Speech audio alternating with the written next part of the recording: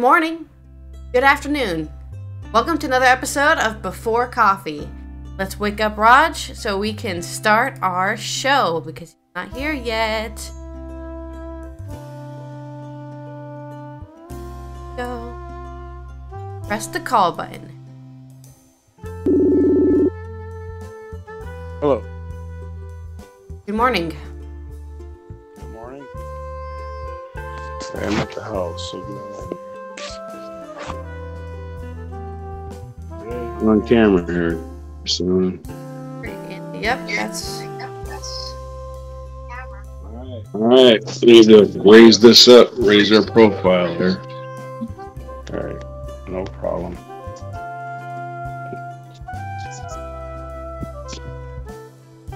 That's too tall. Too tall. Well, it's better to be looking down than to be looking up. What are you doing? Ah, you've made it. You've made it to life. And your marijuana blanket. Oh, these, but yeah.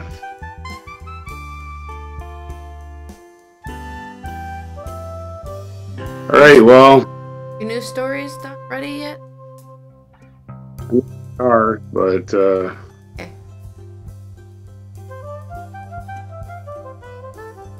Hey. You hear that noise? No. One thing I hear is... Okay. Oh, I'm just this stupid just having it off for a couple of days so it's updating by just like grabbing all the updates out of the air, so it's gling gling gling gling gling gling giving me freaking news that's a week old. Yeah. What? You won the national championship. Wow. Yeah, it's a little old. A little bit. So yeah, just for a while. Yeah. We're gonna do the news story. Today on Before Coffee. They're starting to die. Fears Ukraine's drone supremacy may soon be over.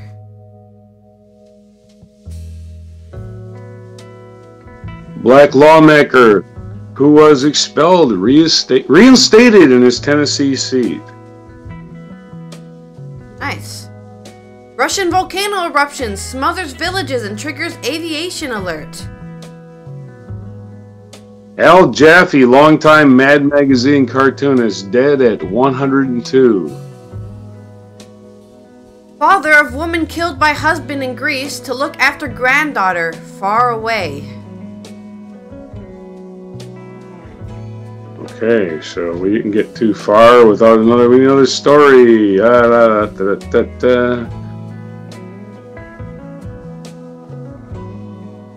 What was my last story? About somebody dying. Really? Somebody died. A comic. Did a comic or... Okay, right. That's how awake I am, man. Pentagon link could get Ukrainians killed, says U.S. Congressman on Intelligence Committee.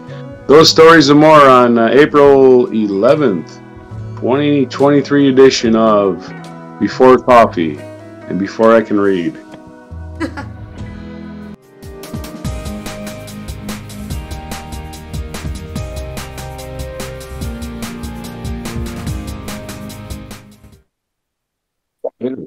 Oh.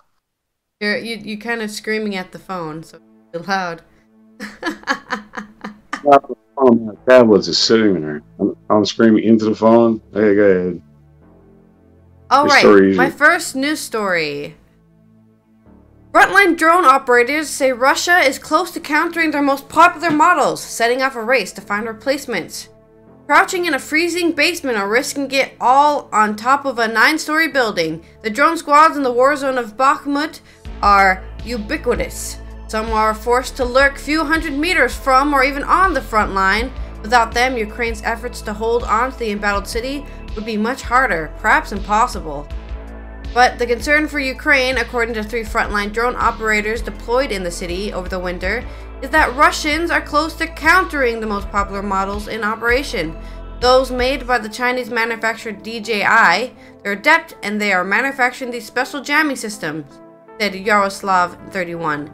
So actually, I believe there is 3 to 4 months DJI will not be usable, the drone specialist said.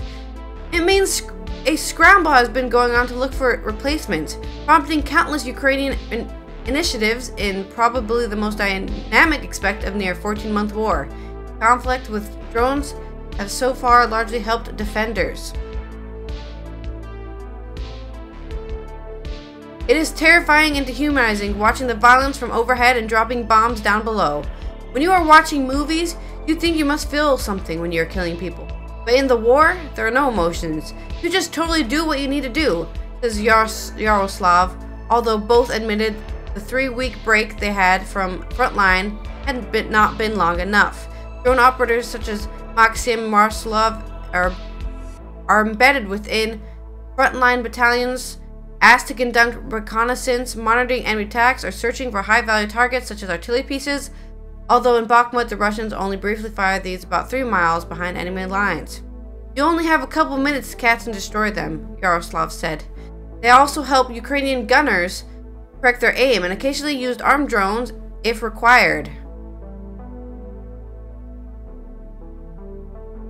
Combat losses are also considerable, and with friendly fire a particular problem, as nervous infantry on the ground know the presence of a drone loitering for a moment above can be a prelude to accurate incoming artillery. Sometimes a drone does not last a day, other times it can be preserved for several months. Operators are considered key targets. Maxim has shrapnel embedded in his right arm from a shell that landed near him while on duty in Bakhmut. As a result, Jaffee, a computer program before the war, has moved away from the frontline work to help develop new types of drones to overcome what is likely to be a looming battlefield problem. He is involved in testing longer-range Ukrainian-made Windhover drones with the country's army, although the 3-pronged 6-rotor device has been in development since before the war, one of many homegrown drone projects taking place around the country. Yevin predicts that replacing the DJIs in the front line will require a mixture of long-range but more expensive fixed-wing reconnaissance drones operating from further in the rear, such as the Leica 100, which costs upward about $500,000 or 400,000 pounds, and has a range of up to 100 kilometers, combined with the FPV, first-person view, kamikaze drones, light, high-speed, racing drones with bombs attached, often controlled via headsets. Ukraine has sought 1,000, although their effectiveness in volume is not yet proven. Samuel Bendant, a drone expert with the U.S. Center for Naval Analysis, says the likely change in technology could favor Ukraine. The Russians are very concerned that Ukrainians have the advantage when it comes to the FPV drones, worried that a large number will be used to support a Ukrainian counteroffensive, that Moscow may not have enough pilots or technological know-how to keep up. This is a technology race not just between the militaries, but also between the volunteers with their own technology arsenals, he added. Drone warfare. Not just used for those cool light shows. Everybody's playing video games in real life, huh? Alright. And U.S. News, the story, as soon as I get it up there, something comes off. Alright, that was nice of you. Hey, change the story, who cares? I wasn't reading it or anything. As soon as I start to read it, a pop-up comes and I try to scroll it away, and there it goes, bye. Whole thing. Love pop-up ads. Serve no purpose whatsoever. Yep, there's another one. Alright. One of 2 black Democrats who were expelled last week from GOP-led Tennessee House was reinstated Monday after Nashville's governing council voted to send him straight back to the legislature. The unanimous vote by the Nashville Metropolitan Council took only a few minutes to restore Rep. Justin Jones to office just 4 days after Republicans stripped him of his seat. And as the slogan went, no Justins, no peace. Moments later, Jones marched since he's represented Nashville, and Nashville's the capital. Moments later, Jones marched to the Capitol several blocks away. He took the oath of office on the steps and entered the building while supporters sang, "This Little Light of Mine." A loud round of applause erupted as Jones walked into the chamber with Democratic Rep. Gloria Johnson, who was also targeted for expulsion, but spared by one vote. "To the people of Tennessee, I stand with you," Jones said in his first statement on the House floor. "We will continue to be your voice here. No expulsion, no attempt to silence us will stop us, but will only galvanize and strengthen our movement, and we will continue to show up at the people's house. Power to the people," he shouted to cheers. Republican House Speaker Cameron Sexton told Jones's supporters in the gallery to please refrain from disrupting the proceedings. Well, I might have worried about him, Cameron Sexton. Yeah. Republicans banished Jones, a fellow lawmaker. Apparently, Cameron Sexton is not living in the district he represents. He's the Speaker of the House. So, yeah, he might have a little trouble. Republicans banished Jones and fellow lawmaker Justin Pearson over their role in the gun control protests on the House floor at the aftermath of a deadly school shooting. Which there was another school shooting in Louisville, by the way, yesterday. Pearson could be another AR-15. Pearson could be reappointed Wednesday at a meeting of the Shelby County Commission.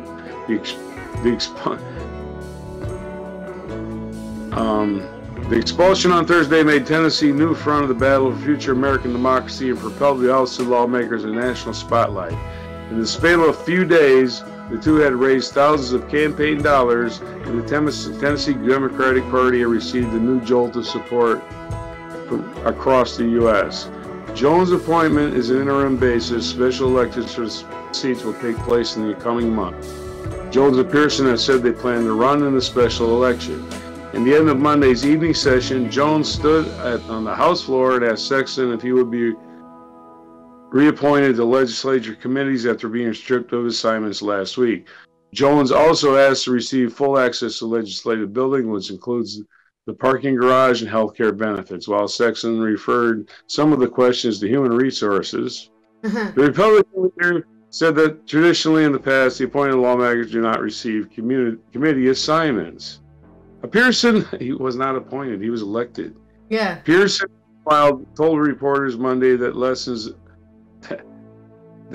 we've gotten here is that people power works. It is because thousands of millions of people have decided that they will march, they will lift up their voices and elevate them to end gun violence, protect our communities, and ensure that the voice of the people that we care represent are heard in the state, capital, and all across the country, Pearson said. As Jones has restored his position, Nashville soared to a win in court over a different move by the state level Republican officials. A 3-judge panel temporarily blocked implementation of a new law that would cut Nashville's Metro Council in half from 40 to 20. We're going to limit everydy's power because, yeah, somebody voted for us in our gerrymandered districts and we won by 7 votes and you won by 106 because we gerrymandered, you know. Yeah. You won by 80 million votes because you're non-gerrymandered and we just wanted you one representative from your party in office. Yeah, that's the way that they do things. I grew up in Montgomery, Alabama during the Civil Rights Movement. This is Rosalind Daniel. Sorry, let me go back.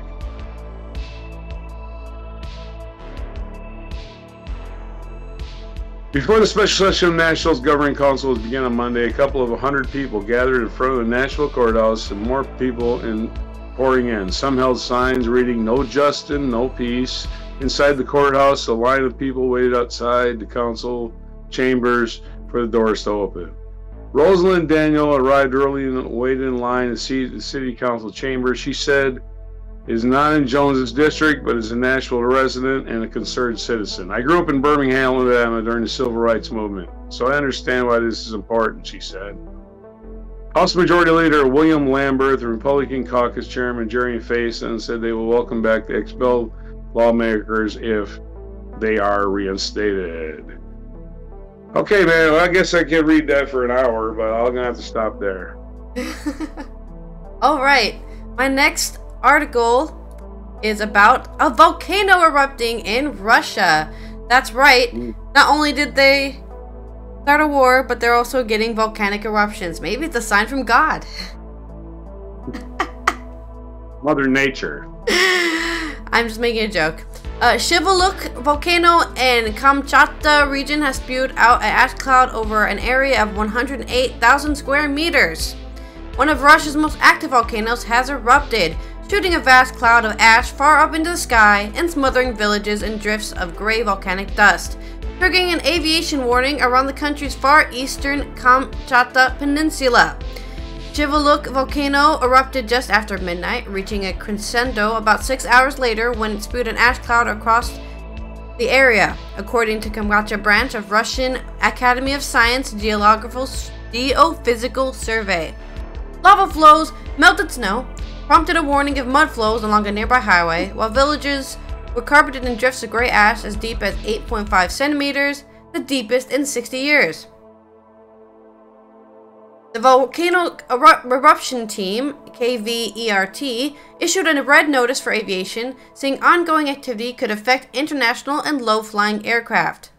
Some schools in Kamchatka Peninsula, about 4,200 miles east of Moscow, were closed, and residents ordered to stay indoors. The head of the Ust-Kamchatsky Municipal Region, Oleg Bondarenko, said, "Because what I have just seen here with my own eyes, it will be impossible for children to go to school. In general, the presence of children here is questionable." He said residents' power has been restored and drinking water was supplied. Shivaluk, one of Kamchatka's largest and most active volcanoes, has had about 60 substantial eruptions in 10,000 years, with the previous large one in 2007. It has two main parts, the smaller of which, young Shivaluk, scientists have reported, as being extremely active in recent months, with a peak of 2,800 meters, that protrudes out of the 3,283 meter high old Shivaluk. So there's one mountain and then it grew another mountain. Scientists posted the pictures of the ash cloud billowing swiftly over the forests and rivers of the Far East and of villages covered in ash. Alright, that's my short volcano story. Big pain in the ash. And in said comic book news, which when I was a kid, I didn't really buy a lot of comic books, but I did buy Mad Magazine, which was called the magazine. They got this was classified as a magazine so they could put like adult topics. Yeah. Because they standards and censorship on comic books. Comics belong to children, cartoons belong to children, right? So. Yes, but Al Jaffee was it bridged the gap between adults and children, because children can read about comic. Adults when you're reading a comic book, actually reading parodies of the adult world, right? Anyway, it was smart comics is what it was, and it made fun of people. Al Jaffee, Mad Magazine's award-winning cartoonist and ageless wise guy who delighted millions of kids. The wise, sneaky fun, the fold-in and the snark of snappy answers to stupid questions has died. He was 102. Jaffee died Monday. Comic book guys live a long time. Do you notice that? Comic artists? Like Al Jaffee. Like Stan Lee lived like 100. Jaffee died Monday in Manhattan from multiple organ failure, according to his granddaughter, Franny Thompson. He had retired at the age of 99. Mad Magazine, with its wry, sometimes pointed send-ups of politics and culture, was essential reading for teens and preteens during the baby boom era, and inspiration for countless future comedians. Few of the magazine's self-billed usual gang of idiots contributed as much and as dependently as the impish, bearded cartoonists. For decades, virtually every issue featured new material by Jaffee.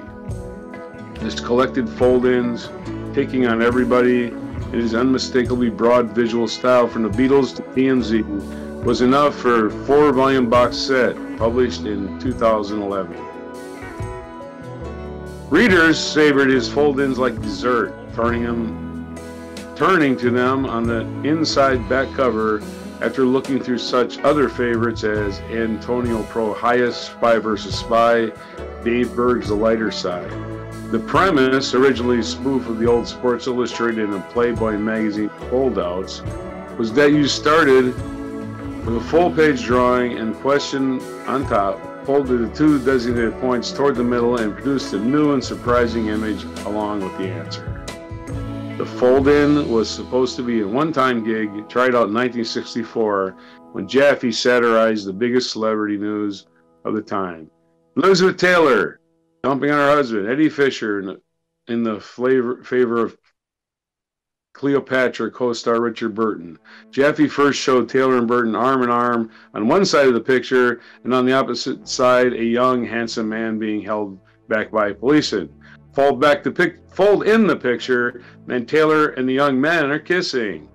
The idea was so popular that Mad editor Al Feldstein wanted to follow up. Jaffee devised a picture of 1964 GOP presidential contenders Nelson Rockefeller and Barry Goldwater that, when collapsed, became an angry image of Nixon.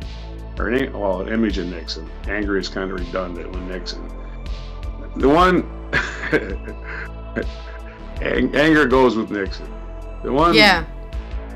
That one really set the tone for what cleverness the fold-in was to be, Jaffee told the Boston Phoenix in 2010. It couldn't be just be someone from the left to kiss someone on the right. Jaffee was also known for snappy answers to stupid questions, which delivered exactly what it promised. A comic from 1980 showed a man on a fishing boat with a noticeably bent reel. "Are you going to reel in that fish?" his wife asked. He says, "No, I'm going to jump in the water and marry the gorgeous thing." Jaffee didn't just satirize the creature, he helped the culture, or the creature. He just helped to change it. His parodies of advertisements included such future real-life products as automatic redialing for a telephone, a computer spell checker, and a graffiti-proof surfaces. He also anticipated peelable stabs, multi-blade razors, and self-extinguishing cigarettes. So he invented things in comics that actually came true. He should have got credit for the patents. Jaffee's admirers ranged from Charles M. Schultz of Peanuts fame, Far Side creator Jerry Larson, Jon Stewart, and Stephen Colbert, who marked Jaffee's 85th birthday by featuring a folding cake on the Colbert Report. When Stewart and the Daily Show writers put together the best-selling American book, they asked Jaffee, America the book, best-selling America the book, they asked Jaffee to continue to contribute a fold-in. You bought that book, right? When I was done, I called up my producer who contacted me and I said, "I finished the fold-in. Where shall I send it?" And he said, "Oh, that's a great compliment. Oh, Mr. Jaffee, could you deliver it in person? The whole crew wants to meet you," he told the Boston Phoenix. So yeah, Jon Stewart was a big fan.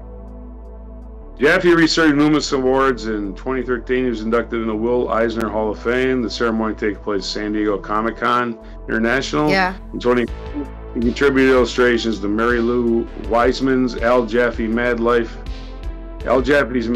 biography. The following year, Chronicle Books published the Mad Fold-ins collection, 1964-2010. Art was the saving presence of his childhood, which left him with permanent distrust of adults and authority. He was born in Savannah, Georgia, but for years was torn between the U.S., where his father, a department store manager, preferred to live, and Lithuania, where his mother, a religious Jew, longed to return. In Lithuania, Jaffee endured poverty and bullying, but also developed his craft.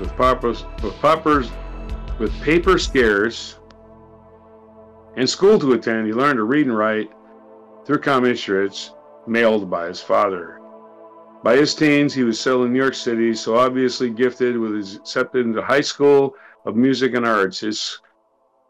His schoolmates included Will Elder, future Mad illustrator, Harvey Kurtzman, future Mad editor, His mother, meanwhile, remained in Lithuania and was apparently killed during the war.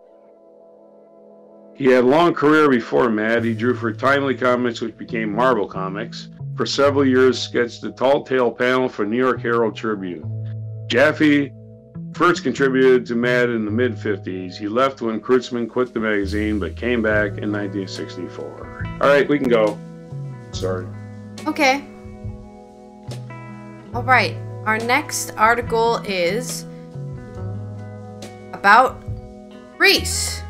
David Crouch is to raise daughter of murdered Caroline Crouch in the Philippines, where her grandmother has relocated. Almost 2 years after the 19-year-old British student Caroline Crouch was murdered by her husband as she lay asleep in the couple's Athens mausoleum, her father says he will concentrate on raising his granddaughter, who is now without either parent.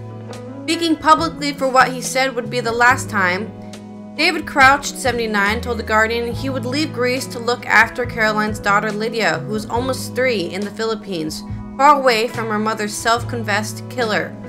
My only duty now is to look after her daughter, Lydia, who is now without both a mother and a father, ensure what she is brought up as her mother would have brought her up, the retired oil and gas executive said. I can only do this in the Philippines, far away from the malignant presence of her father and her paternal grandparents. Relocation comes after the Crouch family won exclusive custody of the little girl, defeating a court challenge brought by the parents of the imprisoned Greek helicopter pilot, Babis Anagnostopoulos, who admitted suffocating his wife in May 2021. For nearly 6 weeks after the murder, the UK-trained aviator had sought to convince police that the pair had been victims of ruthless Albanian burglars. Ah, yes, the classic, no, some strangers did this, go arrest them, put them in jail. Totally some random people, go find some Albanians, will ya? I hate when they specifically say, like, ethnicity, right? Go find an Albanian to lock up for this crime, please. After using duct tape to incapacitate them and had proceeded to brutally kill the family's puppy before ending his wife's life. Wow, he even killed a puppy too. And you know people care more over that than a murdered wife. You murdered your wife? Oh, that's too bad. You killed a puppy?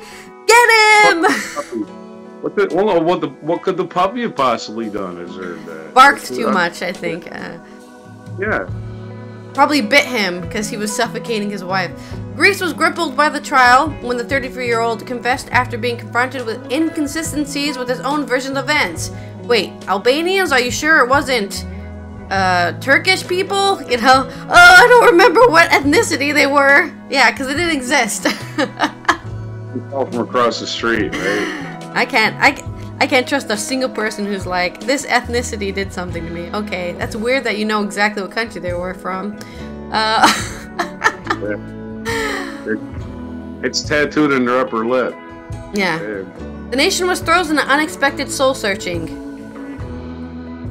The murderer had not only pandered to Greek fears of foreigners, yeah, that's what I thought, being behind waves of often violent break-ins, going so far as to identify suspects for police lineups, he also fooled the world by pretending to be an innocent grieving widower as he cradled his daughter at his wife's funeral. Simply turned to shock as the seemingly doting father was uncovered as not only the murderer, but the orchestrator of a crime scene in which the 11-month-old child was found crying next to her mother's body. Ah, yes.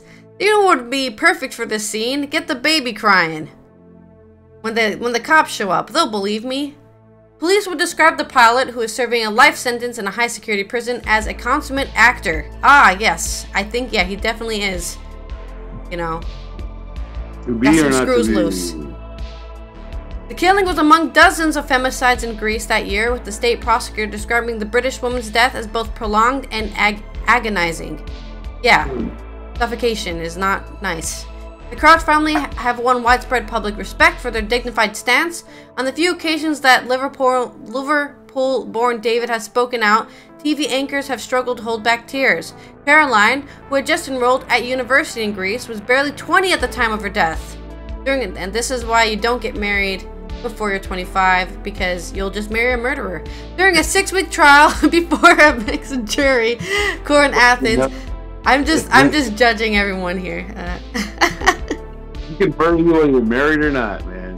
That's true. During a 6-week trial before the mixed jury court in Athens, I'm laughing because it's so just tragic. Yeah, don't laugh at death. During a 6-week trial before a mixed jury court in Athens, the murderer who gave testimony for a marathon 10 hours was repeatedly described as narcissistic and controlling, which is probably why he murdered his wife. He appealed against his 27-year jail sentence, and an appeals hearing is due to take place on the 24th of April. The lawyer said that they hoped his sentence would be reduced. We will argue there was no motive, that it happened when he was in a blurred state of mind, and that it was not premeditated. Okay, good luck with that. The retiree who previously worked in Athens, and David Crouch, has had mobility issues and has never been publicly seen. And with great sadness, he would be selling his home in the Greek island of Alonissos in the Sporadis, where Caroline was raised and is now buried. Memories of the time she had enjoyed with her there, he said, kept him sane in the weeks and months after her death. It is the home to which I brought Caroline when she was a babe in arms, he said. It is where she learned to walk, ride a bicycle, and ultimately grow up to be a beautiful and talented young woman. Crouch's wife Susan, who is of Filipino descent, had already moved with Lydia to Manila, where the little girl is being raised with her cousins.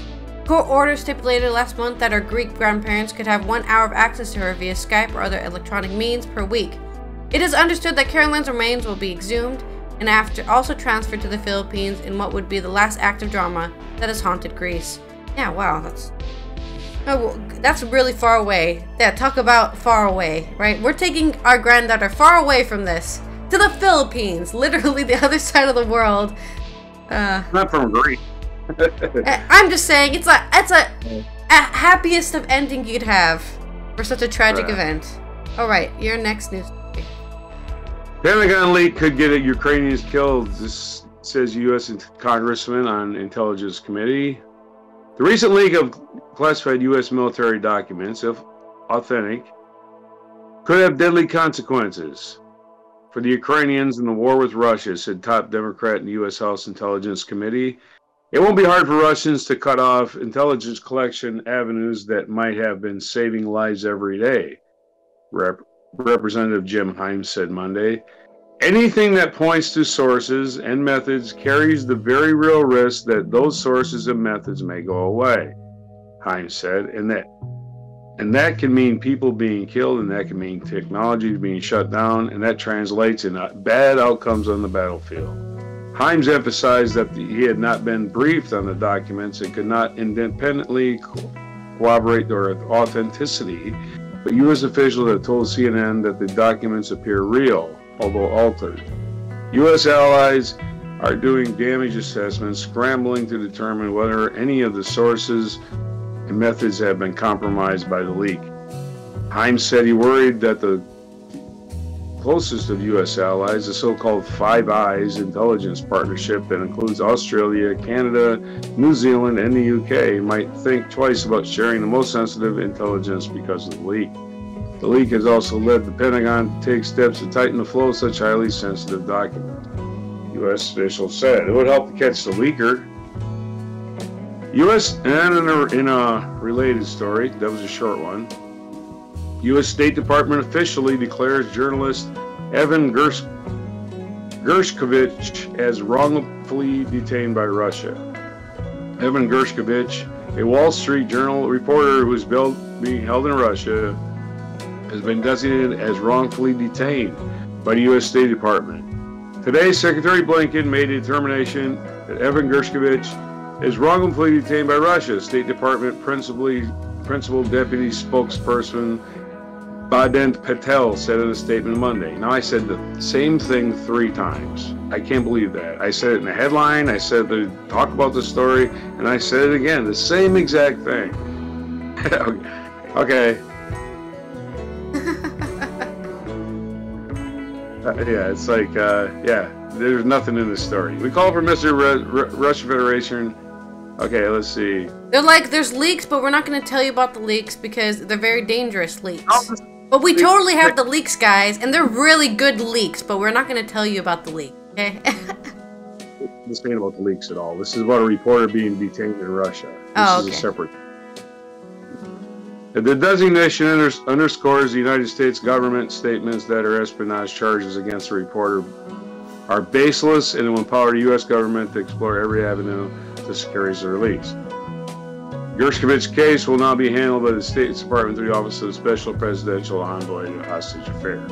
Yeah, so I leaked into another story about Russia kidnapping a journalist and saying he's a spy. Yeah, well, he's a journalist. You don't work for us. We don't send. Of course, Russians are going to be suspicious of every American during a war. So that kind of goes with the territory. So, your story. All right, in culture news, let's talk about how the truth about theater. We've had to stop people fighting and urinating in their seats. The ugly side of theater audiences. On Good Friday, police were called to a performance of The Bodyguard, and there have been numerous other examples of audience behaving badly, with crowds heckling, screaming, live streaming, and even copulating during shows. What can be done? Ah, yes, not the peasants going to theater. Where's the rich people who are all nice? Let's make some classism out here with theater. In Manchester, on the performance of The Bodyguard, musical staff and the Palace Theatre were attempting to quiet an audience member singing loudly, were greeted with unprecedented levels of violence. According to the venue's front-of-the-house supervisor, other incidents of disruptive behavior occurred recently during the performance of Battle to Hell, The Drifter's Girl in London, as well as Jersey Boys in Edinburgh. Meanwhile, the Royal Opera House handed a lifetime ban to someone who heckled a child singer. The newsletter Pop Bitch and the comedian Tom Houghton have each reported couples having sex during their performances, and an audience member at the Harold Pinter Theatre took photos of James Norton naked in A Little Life. This turned out to be a pap, who then sold them. A paparazzi, I think, the British word for paparazzi. Such stories of audience bad behavior have focused on two issues: what counts as proper etiquette at live shows and the way audiences treat venue staff. For some people, audience members who eat, tap their feet, or merely get up to use the toilet or laugh too loudly are deplorable. But this isn't what's derailing performances, and suggesting that is not only deters some people from attending shows, but also distracts from the problem of truly unacceptable behavior. A recent survey by the Broadcasting, Entertainment, Communications, and Theater Union, BEC2, found that 90% of theater venue employees had experienced or witnessed unacceptable behavior from audiences, including assaults, vandalism, and racist language. And 70% of things were worse than pre-pandemic. Stand-up and jukebox musicals, which feature hits of famous acts, were the worst for bad behavior. Maddie, not her real name, has been a front-of-the-house assistant since 2019 and Theater in the North staging plays, musicals, and comedy. She says, disruptive incidents now occur weekly and are increasingly serious. Myself and my colleagues have been physically assaulted, we've broken up fights, stopped people urinating in their seats, been screamed at. In our experience, large touring musicals are particularly disruptive. People tend to be very intoxicated before they arrive and treat the show like a gig. This causes clashes with other audience members. With large amounts of alcohol, things can escalate quickly. In comedy clubs, the performers often take on crowd management duties themselves. Many have noticed an increase in poor behavior, shouting throughout the shows, shouting, and extreme inebriation. Alexander Bennett has been a stand-up for 14 years and mostly performs in London. Heckling has increased a bit, but sadly not improved, he says. But chatter is far more disruptive and difficult to deal with. We spent 2 years looking up at each other through screens. Some people's brains still think they're behind the glass. We can all see and hear them now, and we'd like them to shut up. Stop talking during my damn show.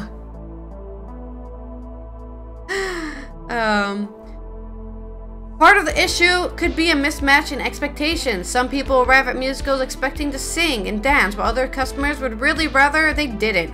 Musicals such as Six and Juliet have organized specific sing-along shows, ring-fence performances where such audiences' participation is appropriate.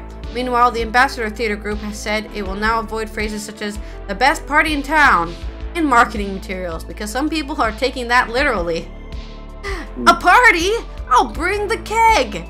Please don't bring a keg to our show. In a move again away from strict etiquette audiences, many venues now offer relaxed performances. In London in 2020, Battersea Arts, BAC, became the world's first relaxed venue, creating a tolerant environment, says artistic director Tarek Iksander, and foregrounding access needs. A person with Tourette's can freely tick, someone with sensory issues can leave to decompress, while ear defenders and chill-out spaces are available. You won't find rigid rules and dress code, silence or readmission to the auditorium. And Iksander is especially keen that audiences don't police each other through shushing and angry retorts. The relaxed venue model, he says, discourages that behavior and says that we are collective. We all experience this in a different way. And part of the joy of a live performance is the audience are part of it. We aspire to be as welcoming as possible to a broad range of people. It is not anything goes, though. We don't tolerate behavior that is cruel or harmful to others. This is Iksander, and a lot of these are gray areas. You have to trust your staff and make tough calls. This month, Beck 2 launching Anything Doesn't Go, a campaign to tackle antisocial behavior. Its Safer Theatres Charter outlines standards it wants UK venues to agree to, including publishing behavioral rules, tackling the impact of alcohol, and zero-tolerance policies for violent or abusive discriminatory behavior. Staff wants employers to be more supportive, Child says. The time for action is now. Venues need to talk to their workforce and find out what needs to be put in place. Behaviors have deteriorated, and it's time for a reset. Iksander says, we have a motto at BAC, not for you, not for me, but for us. That seems to be something that supports both wild creativity, but also cares for others. That's always the combination we are trying to achieve. Okay, so I've seen this on a lot of shorts and TikToks, right? Those, I get heckled on my comedy show. They get a lot of hits on the internet, but I think a lot of people also might be influenced by that, right? I want to be on one of those TikToks when I heckle the comedian on stage. I'll be in one of those famous TikToks, so I'm gonna start doing that. They suddenly see as a fun behavior, I guess. I don't know. Just my theory. Or the comedian brings along his buddy to the audience so he can be heckled and get on the internet. Yeah, exactly. Never know what's being going on. Joe Rogan used to do that as an act. He used to sit in the audience and heckle other comedians. It was like a a wrestling. Yeah, like wrestling, yeah. He's really mad and like, this ain't real, you clowns. Anyway, alright, this ain't history. The eruption of Mount Tambora, in this day in 1815, created a worldwide climate disaster for a few years, including help write the novels Frankenstein and Dracula. Mount Tambora erupted this day, killed in Indonesia, and killed about 10,000 people in this day in 1815. Emperor in 1848, Emperor Ferdinand I of Austria, confirmed by March laws, which was formed by the foundation of modern state of Hungary. There you go. Austria and Hungary kind of became a thing. In 1893, U.S. Secretary of State Dean Acheson was born. He was not Secretary of State when he was born.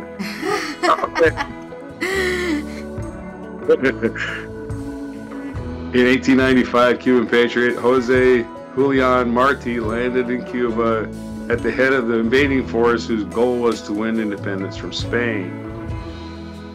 In 1951, Harry Truman relieved Douglas MacArthur of his command of the U.S. forces in Korea.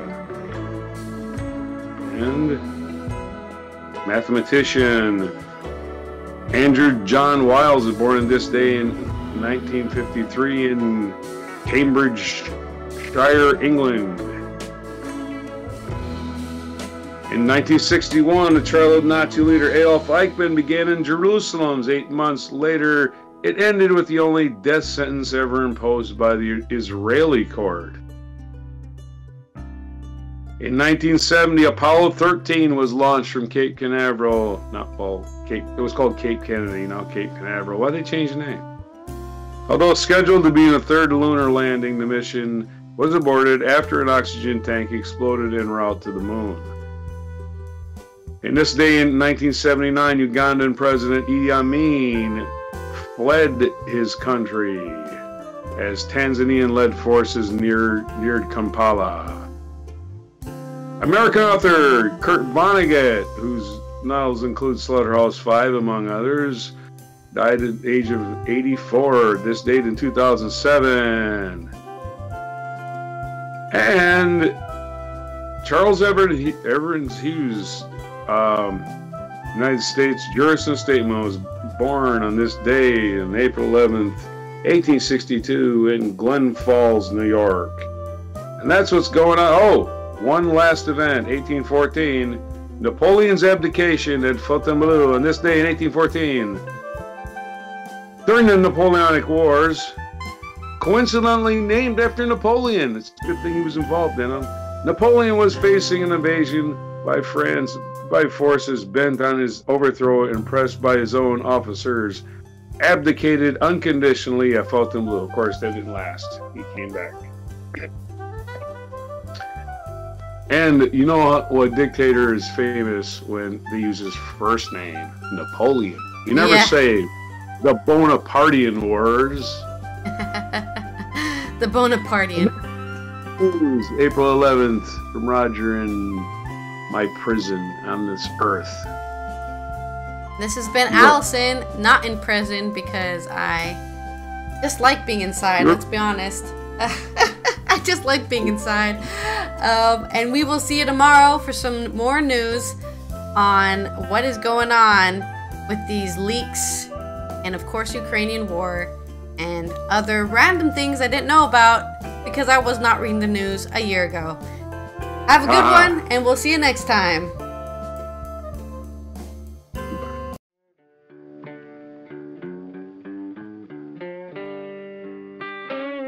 Be sure to hit the like, subscribe, and notify buttons, and follow our other channels, Toxic Alley, History of Gravy, and Scratchy Old Records.